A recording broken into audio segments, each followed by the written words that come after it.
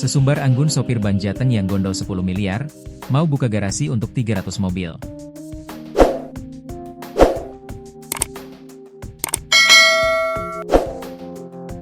Anggun Tiasbi, sopir ban Jateng yang melarikan uang 10 miliar sempat beberapa hari tinggal di Gunung Kidul. Hingga akhirnya, ia ditangkap oleh polisi yang terus menyelidiki keberadaannya. Dalam waktu singkat selama di Gunung Kidul, Anggun sudah sesumbar ke warga sekitar tentang rencana ke depan. Yakni, Anggun akan membuat garasi yang sangat luas untuk parkir 300 mobil miliknya.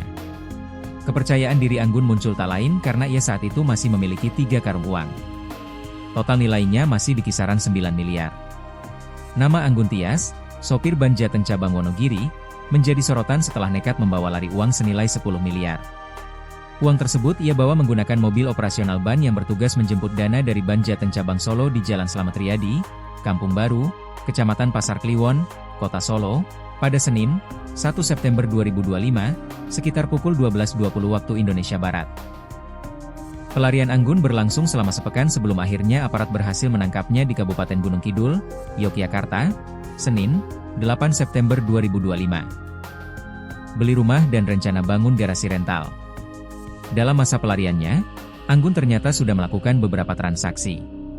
Di antaranya ia membeli sebuah rumah seharga 140 juta di Padukuhan Pejaten, Kalurahan Giriwungu, Kapanewon Panggang, Gunung Kidul. Rumah itu berada di lereng perbukitan, tepat di bawah jalan kampung. Anggun baru membayar 70 juta. Tak hanya membeli rumah, Anggun juga berencana membuka usaha rental mobil di sekitar lokasi tersebut. Ia bahkan mengklaim memiliki 300 unit mobil sehingga membutuhkan lahan parkir yang luas. Untuk mewujudkan rencananya, ia berniat menyewa alat berat agar bisa meratakan tanah di samping rumah barunya.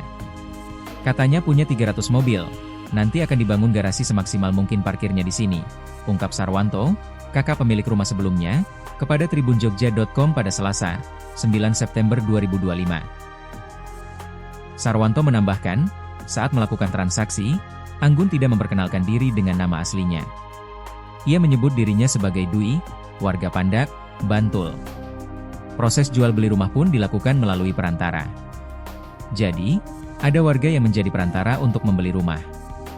Di mana, tersangka ini mengaku kalau dia warga Pandakan, Bantul, dengan nama Dwi, jelas Sarwanto. Harga rumah 140 juta yang ditawarkan disetujui begitu saja oleh Anggun. Bahkan pada hari itu juga ia langsung menempatinya dan menggelar syukuran dengan tradisi kenduri bersama warga sekitar. Kemudian, rumah langsung ditempati. Untuk detail pembayaran seperti apa tidak paham. Saat itu juga langsung syukuran kenduri bersama sejumlah warga untuk menempati rumah baru, ujarnya.